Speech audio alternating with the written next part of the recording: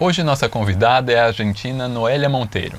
Vamos falar de desenvolvimento sustentável, arquitetura fora do centro e o futuro da profissão.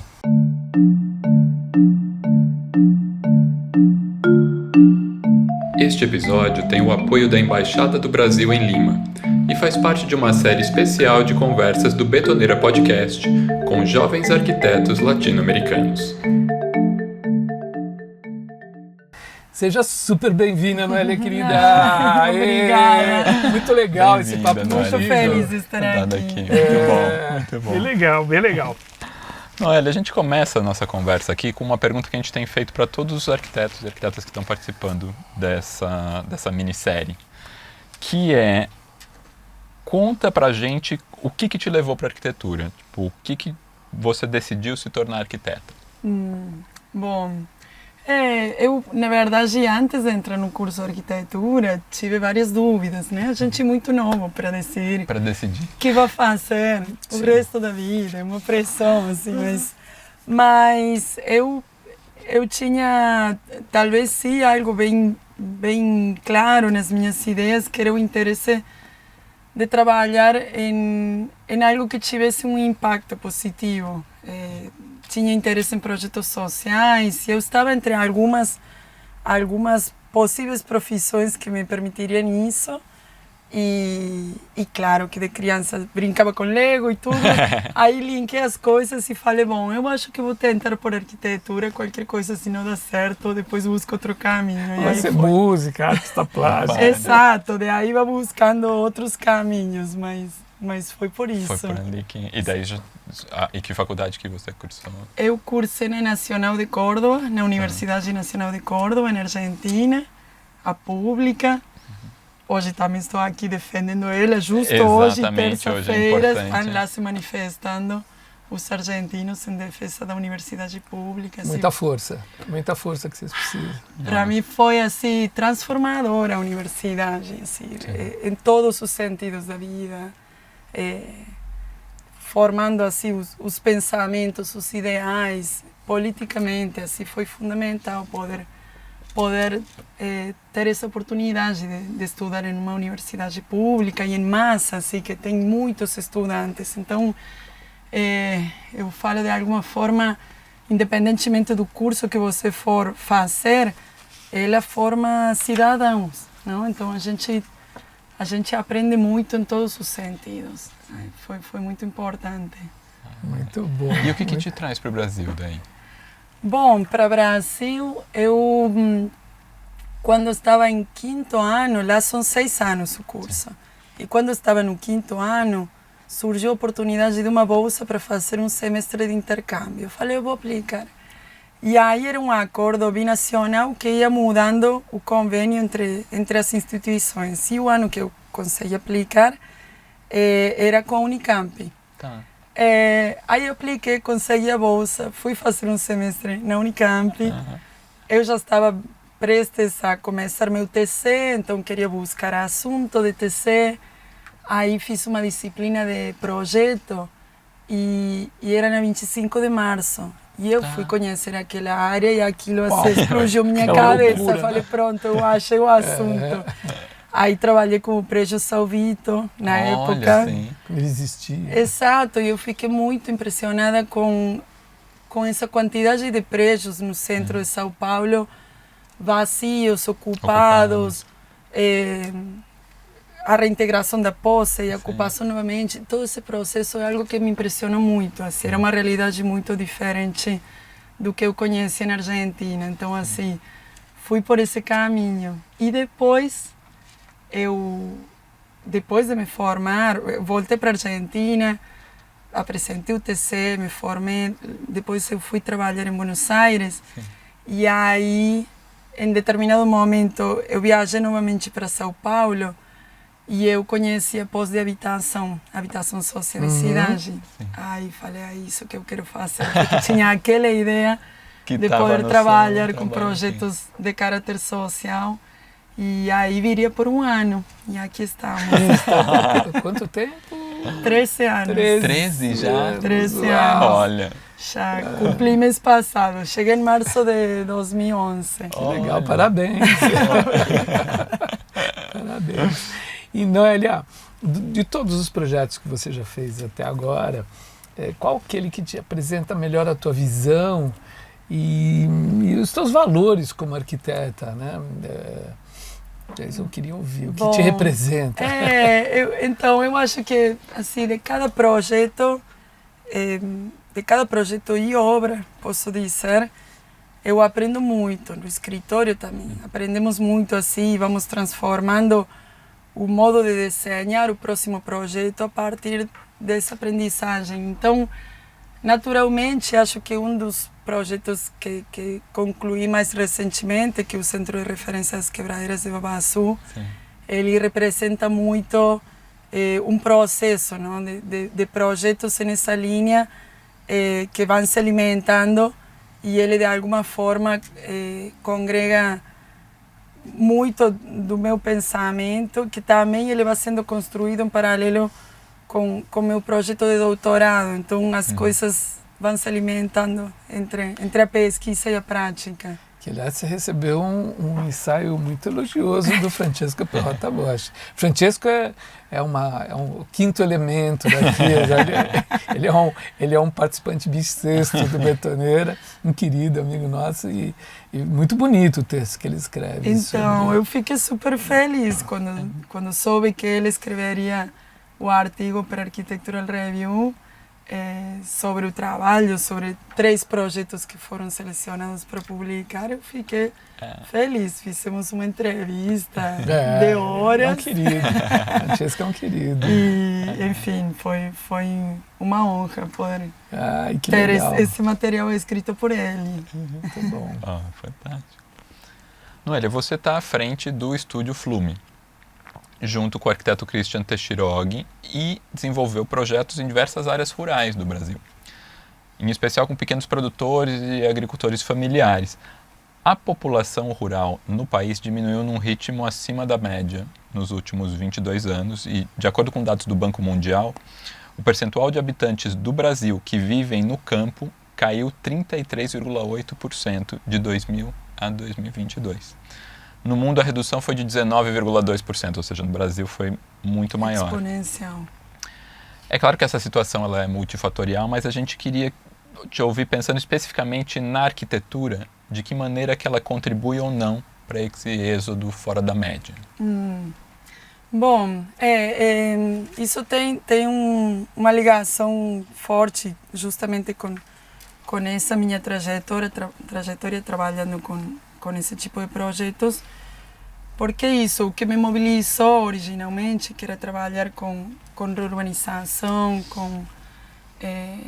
nas grandes urbes, nas metrópoles, de alguma forma, em certo ponto, comecei a entender, enfim, que aquilo demanda a participação ativa do governo, das decisões do governo, e muitos desses projetos eles não vão à frente. Assim, a gente sabe que vão se renovando os governos e os ciclos são maiores que 4 anos. Então, em certo ponto, as reurbanizações e as melhorias em comunidades, eu comecei a me sentir em um lugar muito abstrato de elaboração de projetos, obviamente muito importantes, fundamentais.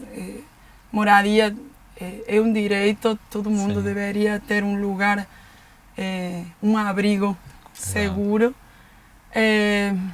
Mas aí eu comecei a tentar entender esse movimento. As pessoas migram buscando oportunidades de trabalho. Quem não tem escolha vai escolher ir para o lugar onde tem mais possibilidades de se inserir no mercado de trabalho. E muitas vezes as pessoas saem de uma condição que é humilde, simples, mas vão para uma condição muito precária. Mais estruturada, tem uma família, tem um campo. Exato. Então aí, de alguma forma, mudei essa direção de olhar para esse lugar rural que é imenso no Brasil que tem o território de um continente. Nossa, tem. E enfim, tentar entender se se o trabalho com pequenos produtores, com grupos, com cooperativas, com associações, poderia, pelo menos, abrir possibilidades. Evidentemente, o ideal é que todos tenham a possibilidade de escolher. A pessoa pode escolher se mudar para outro local. Eu me mudei, a gente mesmo tem a possibilidade de mudar de trabalho, mas, enfim, ter essas possibilidades. Então, se olhar para o rural, abre um leque de possibilidades de uma área que não é muito explorada na nossa disciplina. Não? A gente tem um olhar para a cidade, urbano, né? para o urbano. Então, trabalhar com essas pequenas cidades de pequeno e mediano porte, entender isso como uma rede de possibilidades, na verdade. Então, como isso funciona. E tem muitos países que essa subdivisão do território ela está um pouco mais equilibrada, não? Aqui na América Latina, diria de forma geral, é sempre essa relação grandes metrópoles e depois uns vilarejos, uns lugares bem afastados, bem distantes entre eles. Enfim, em Itália, na Espanha, a gente vê que anda poucos quilômetros e já tem numa aldeia, já tem uma nova aldeia. Então, a a distribuição não tem esses grandes latifúndios, que é só terra com agricultura e mais nada. Então, entender esse sistema e entender como isso pode se fortalecer e também deixa, enfim, gera um equilíbrio, uma relação mais balanceada entre a ocupação humana e o meio ambiente, enfim, é algo que começou a me interessar muito. Legal. E só complementando a pergunta do André, quando você se debruça, ou vocês se debruçam nesse território rural, tem algumas especificidades de como atuar, né? Então, o ensaio do Francesco, ele fala do ser presente, né? De vocês estarem lá, alguns deles vocês, além de entender como é que funciona a realidade local, o modo de produção ou das quebradeiras de coco de babaçu, ou pescadores, ou sei lá, nos rincões que vocês vão exercer a profissão de arquiteto, vocês usam materiais locais e vocês acompanham a obra, ou até executam a obra. Então tem toda uma maneira de fazer isso que ele resume em ser presente.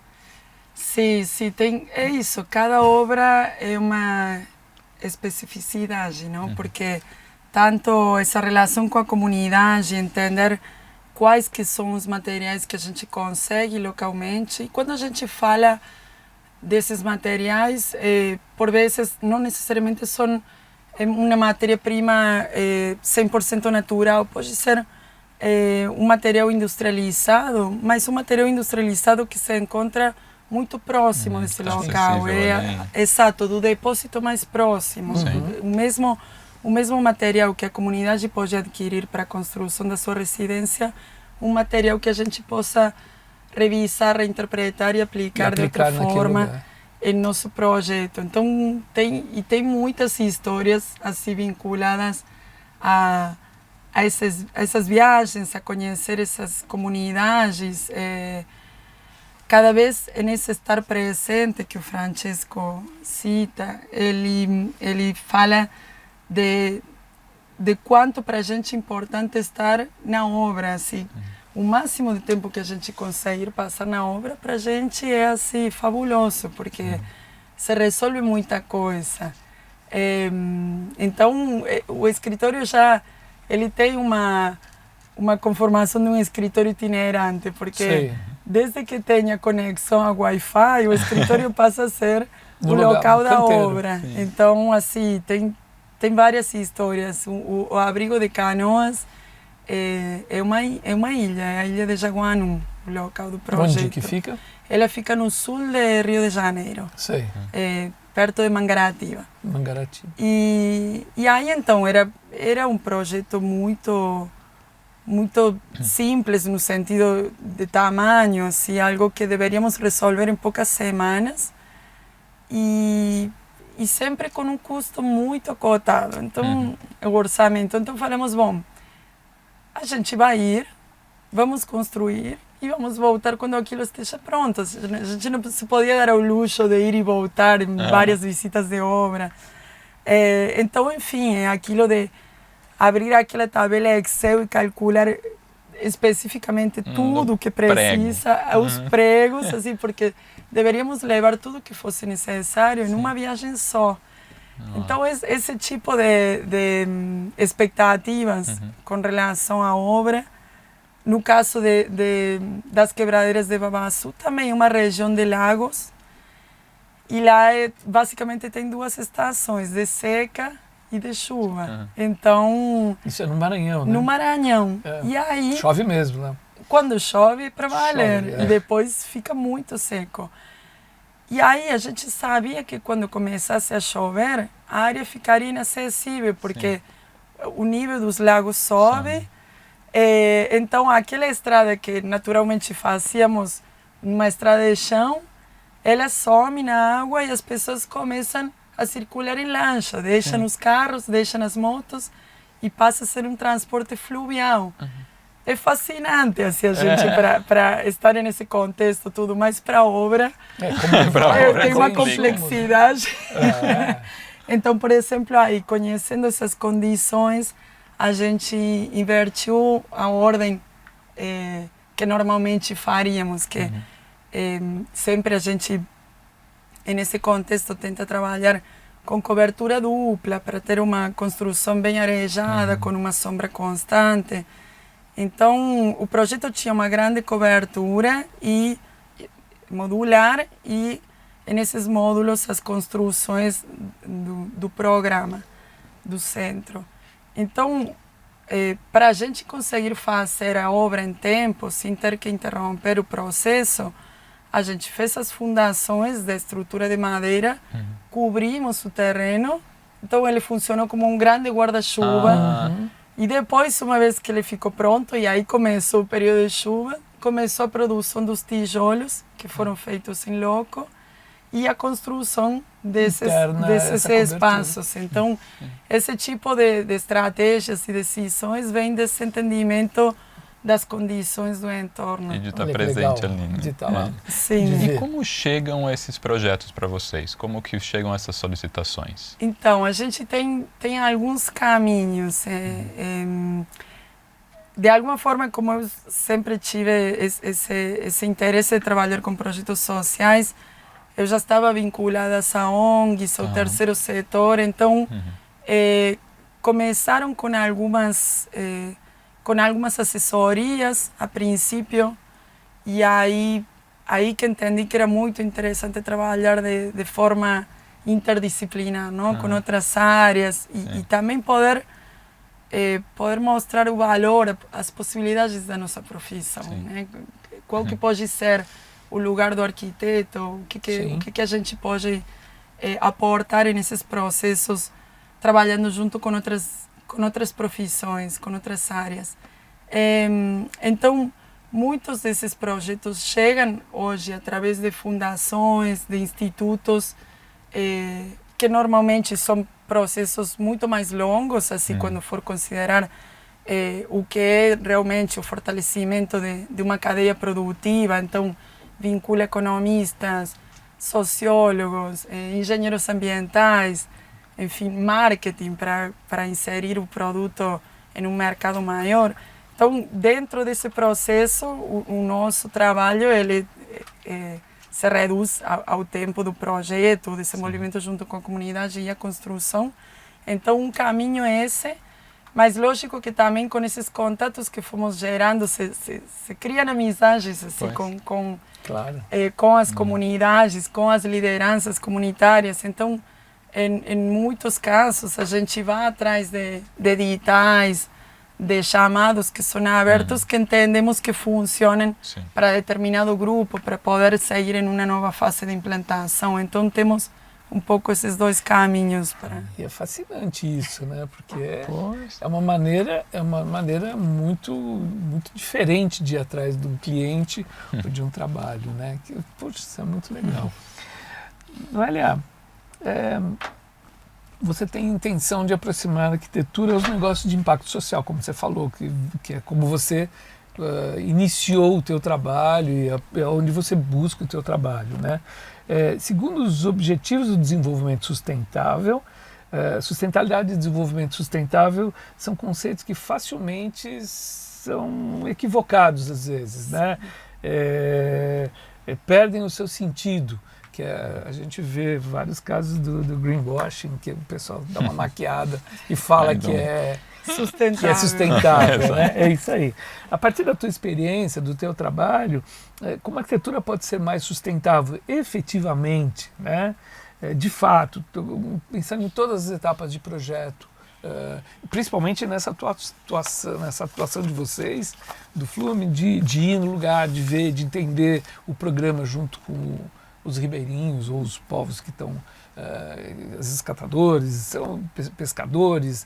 Como é que funciona isso? É interessante esse ponto, porque assim realmente tem quando a gente vai pensar em sustentabilidade, lógico, é uma palavra assim que em geral todo mundo assim, fica com um pouco de medo de usar, né? Não? Porque é muito relativo e assim, para a gente, quando falamos de um projeto ser sustentável, significa mesmo de onde vai sair o material que a gente vai utilizar na obra. Então, quantos quilômetros percorre essa matéria-prima para chegar na obra? Se às vezes algo tem uma cara, é um projeto todo de madeira, lindíssimo, mas de onde vem essa madeira? Assim, qual que foi a pegada de carbono, desse traslado do material?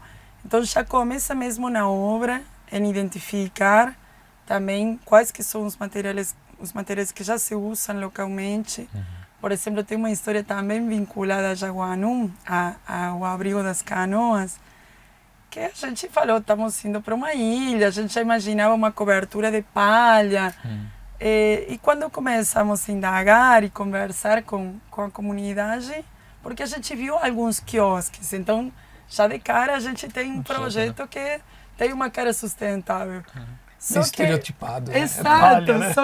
só que o telhado desses quiosques, a palha viajava do sul da Bahia para o sul de Rio de Janeiro. Então pronto, assim na hora a gente cortou. Eu falei, não vai ter cobertura de palha. A gente queria, então rapidamente começamos a pensar como adaptar a proposta a algo que fizesse sentido. Essa questão do sustentável também tem muito a ver qual que vai ser a manutenção desse projeto. Uma vez que a gente entregue ele,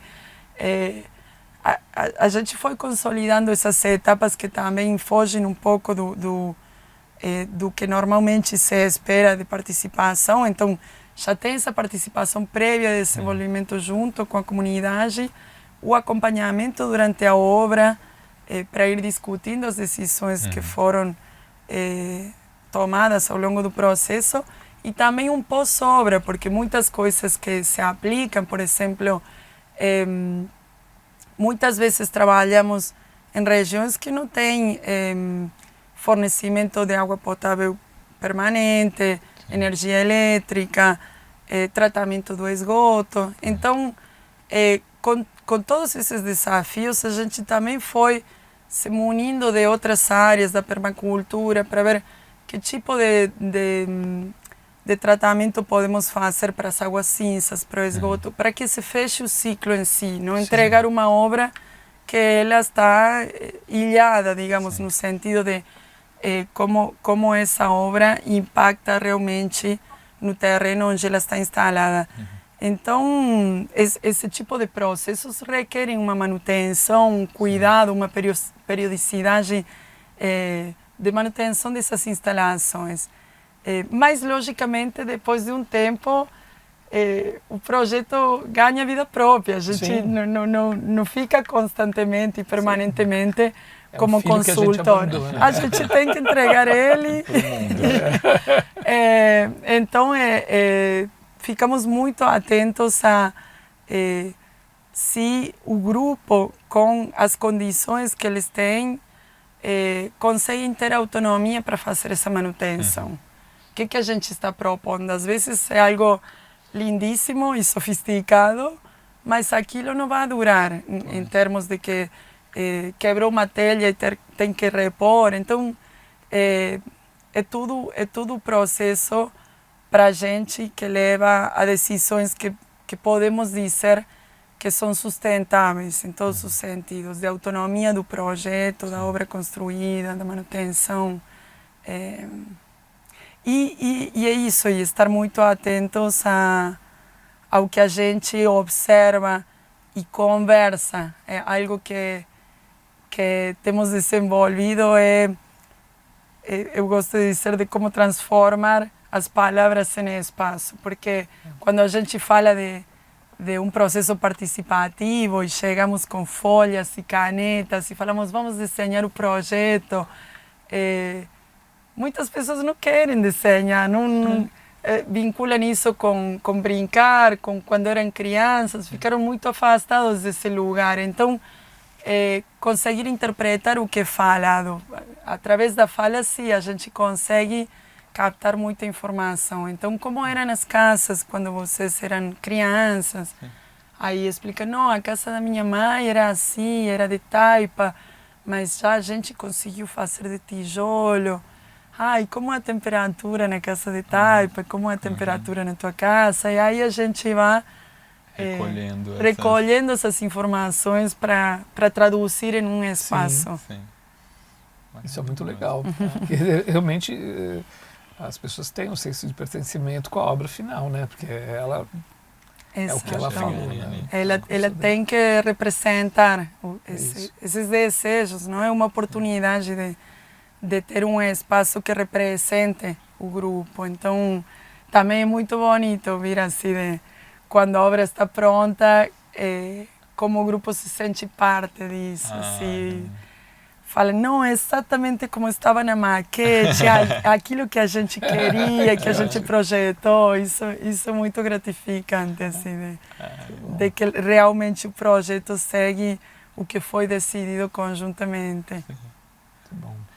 Ali, assim como a primeira pergunta, a gente faz também a última pergunta igual para todos que participam aqui, que a gente vai falar um pouco do futuro da profissão e da arquitetura como um todo. Na sua visão, quais que são os principais desafios que os arquitetos vão enfrentar nos próximos anos, pensando nos países do Cone Sul, do continente? Ao meu ver, bom, temos muitos desafios, mas o primeiro que vem para mim em mente é a escassez de recursos.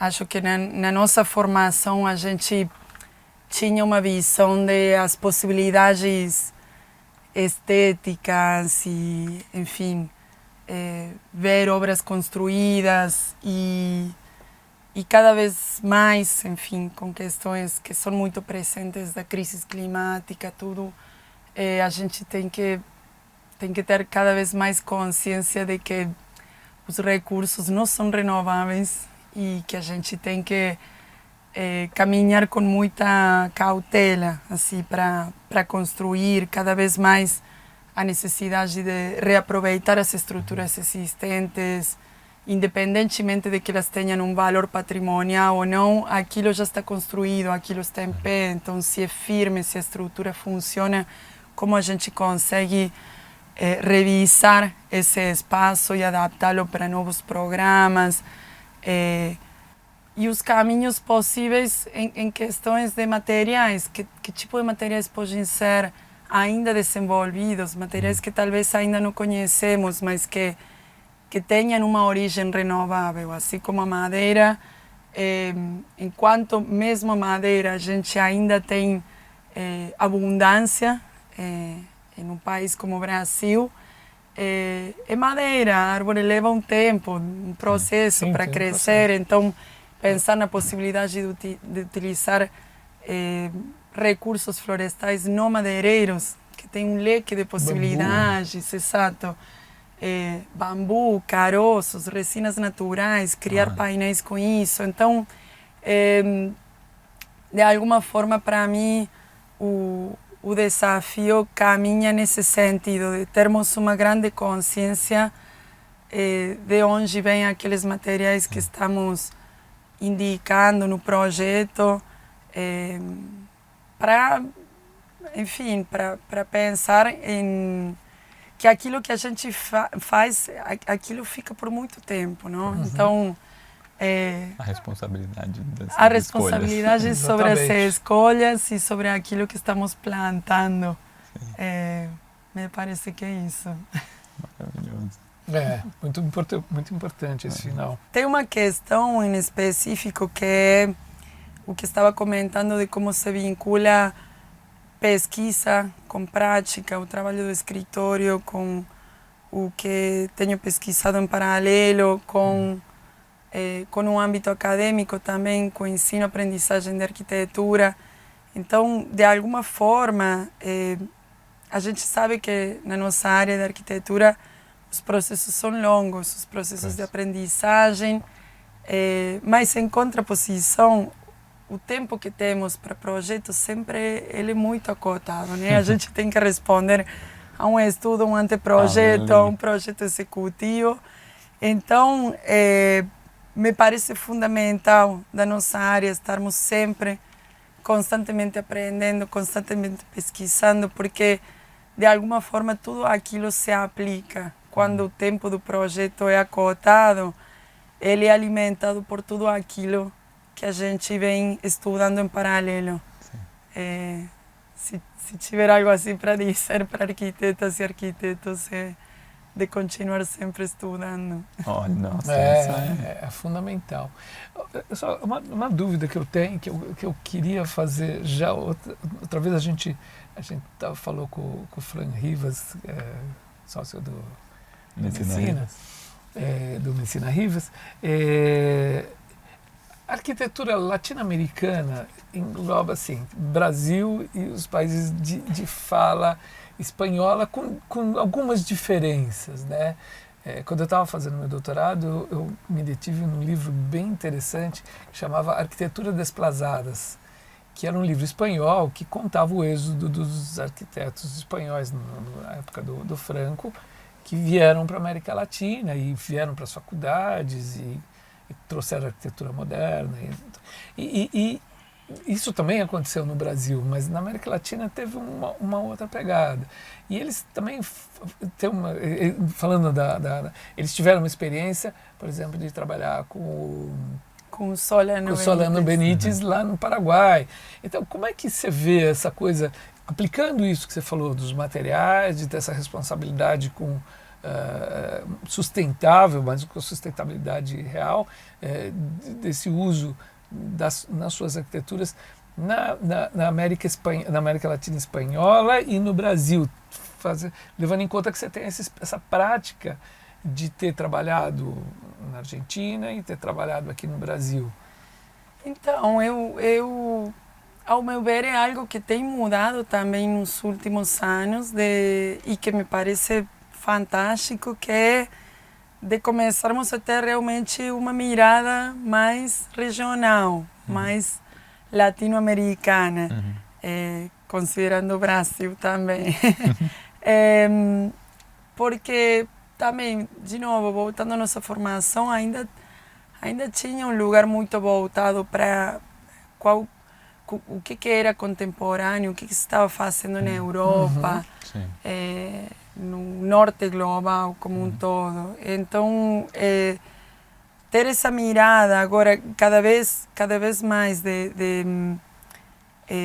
dessa conexão entre o que está se fazendo nos países limítrofes, vai fortalecendo um conhecimento regional, não? Como começamos a ver como alguns pontos em comum, que a cultura é diferente, a comida é diferente, a música é diferente, a língua pode ser diferente, mas os problemas são comuns, não? Então, de alguma forma, resulta disso diferentes propostas, diferentes projetos, diferentes obras construídas, mas que elas estão caminhando em torno às mesmas questões. Me parece que isso começa a aparecer mais claramente e também as universidades também estão voltando um olhar para isso. Assim, eu lembro que para mim uma das melhores disciplinas ou uma das que mais aproveitei na faculdade foi arquitetura latino-americana. Eu estava no 5º ano e eu fiquei fascinada com tudo que e ficou por último. Já tinha passado por história da arquitetura da Europa, tudo. E quando cheguei nessa disciplina, eu fiquei encantada. A gente estudou desde as culturas pré-hispânicas até a atualidade. Chegamos até os regionalismos da década dos 70, mas assim, aí já conheci nomes de arquitetos de diferentes partes da América Latina e nesse momento fez muito sentido. Eu acho que a gente está passando agora por um momento similar de uma resposta regional às questões da arquitetura, que é muito interessante. E é interessante existir essa disciplina lá na faculdade, porque, por exemplo, aqui, pelo menos nos cursos que eu ouço, não vejo isso. Agora a gente na Escola da Cidade tem a pós, né, do Álvaro e do Fernando, mas como grade disciplinar, o Mackenzie, eu não lembro de ter... Está começando agora, a né? falar um pouco sobre o assunto. É algo que tem mudado nos últimos anos, tem esse movimento. Sim. Eu gostei muito dessa sua fala e eu acho que, para a gente dar uma encerrada, que eu acho que isso faz todo sentido de a gente estar fazendo esse pequeno módulo dentro do Betoneira de trazer arquitetos latino-americanos jovens para discutir esse assunto, né? E agradecendo a Embaixada do Brasil em Lima, que patrocinou esse enclave do Betoneira de a gente poder discutir esse assunto, que eu acho premente muito importante. E obrigado por topar o convite nosso estar aqui com a gente, para dividir isso com a gente. Obrigado. Obrigada pelo convite. Olha que Arquitetura do Portunhol. Boa, exatamente. Arquitetura do Portunhol. E parabéns pelo teu trabalho, viu? A gente gosta muito. Muito bom. Obrigada.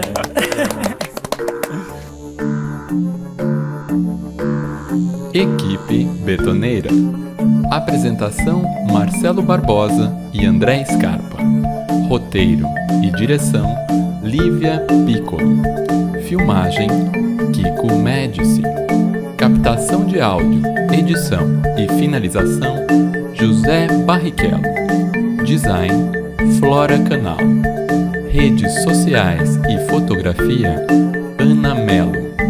Trilha sonora de abertura e final: Mário Cappi.